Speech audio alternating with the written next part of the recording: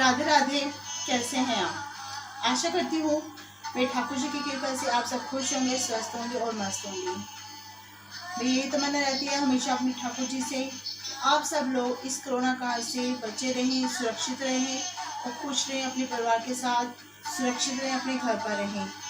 ठाकुर जी आपकी हर परेशानी, हर तकलीफ दूर करें और उनकी असीम कृपा आप पर, आपके परिवार पर बनी रहे। आज मैं लेकर आई हूँ आपके लिए माँ यश वैभव गाड़ी बंगला। किसी भी तरह की आपकी तमन्ना है, इच्छा है, मुराद है तो वह बहुत जल्द पूरी होगी और बहुत ही छोटे से उपाय से होगी। बस उसमें आपको क्या करना है, अपनी पूरी श्रद्धा और लगन से ये उपाय करना है। बहुत ही असरदार, बहुत ही कारगर और बहुत ही आजमाया हुआ ये उपाय है। बस कर लीजिए और इसको करने के बाद आपकी कोई ऐसी तमन्ना नहीं है जो वो आपकी पूरी ना हो सके। क्या है वो?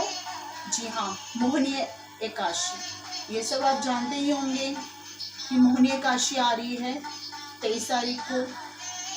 आज सबसे पहले सबको माँ सीता की जन्मोत्सव की बहुत बहुत हार्दिक शुभकामनाएं, क्योंकि आज माँ जग जननी जानकी जी का जन्म उत्सव मनाया जाता है।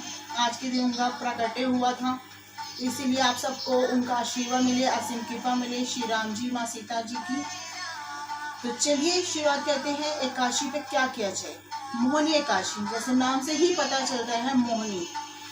इस एकादशी पे अगर आप ये उपाय कर लेते हैं तो आप किसी को भी मोह सकते हैं, किसी को अपने वश में कर सकते हैं, या जिसके भी मन में आपके लिए नफरत है, कड़वाहट है, वह भी दूर कर सकते हैं।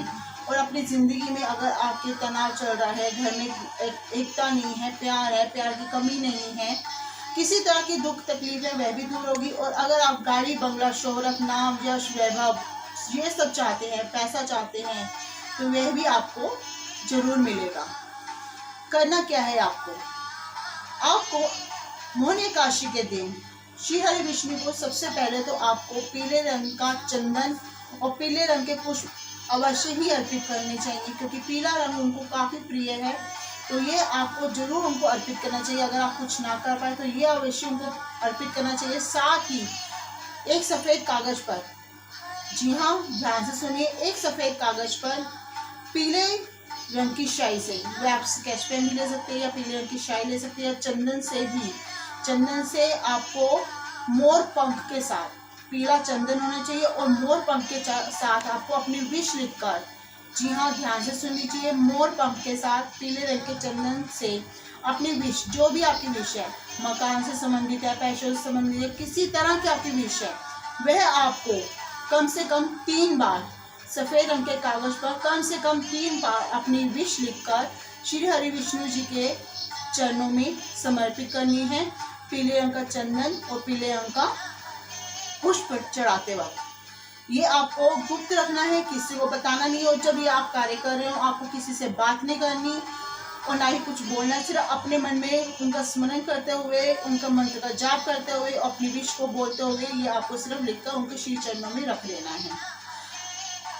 एक और उपाय, अगर आपकी जिंदगी में काफी हद तक परेशानियों ने आपको घेर रखा है, कोई रास्ता नहीं मिल रहा, आप थक चुके हैं, हार चुके हैं, हर तरफ से आपके लिए पराजय ही हो रही है, आप लाख जतन कर चुके हैं पर आपको कोई रास्ता नहीं मिल रहा, तो आज के दिन आपको, रविवार की एकादशी आ रही है, रविवार के दिन तुलसी माँ को हम नहीं तोड़ सकते, तो आपको क्या करना है, एक दिन पहले ही 108 पत्ते तुलसा जी के, जी हाँ 108 पत्ते आपको तुलसा जी के तोड़कर रख लेने हैं।